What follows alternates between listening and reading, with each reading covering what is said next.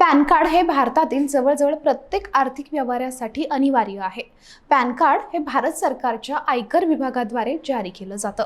Permanent account number PAN हा एक unique identification number आहे, ज्याचा वापर एखाद्या व्यक्ती किंवा संस्थेच्या कर आणि आर्थिक माहितीचा मागोवा घेण्यासाठी केला जातो। हा 10 अंकी अल्फा न्यूमेरिक कोड आहे। मात्र पॅन कार्ड मध्ये दिलेल्या 10 अंकाबद्दल तुम्हाला माहिती आहे का? थांबा सांगते। पॅनचं पूर्ण नाव परमनंट अकाउंट नंबर आहे। हे आयकर विभागाद्वारे जारी केलं जातं। आर्थिक व्यवहारांमध्ये पारदर्शकता राखण्यासाठी आणि कर प्रणाली योग्य प्रकारे चालवण्यासाठी पॅन क्रमांक महत्त्वपूर्ण भूमिका बजावतो। भारतात पॅन कार्ड हे वैध आणि कायदेशीर ओळखपत्र मानलं जातं। पॅन क्रमांक एकूण 10 अंकी आहे, ज्यामध्ये अक्षरं आणि अंक दोन्ही समाविष्ट आहेत।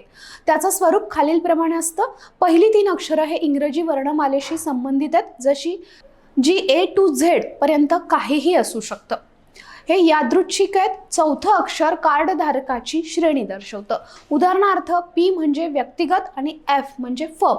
5वं अक्षर हे कार्ड धारकांच्या आडनावाचं पहिलं अक्षर आहे। यानंतर 4 अंक आहेत, जे 001 ते 999 पर्यंत असू शकतात। शेवटचं अक्षर हे आणखी एक अक्षर किंवा संख्या आहे, ज्यामुळे पॅन पूर्णपणे अद्वितीय ठरतं। ही माहिती तुम्हाला होती का? कमेंट करून नक्की सांगा।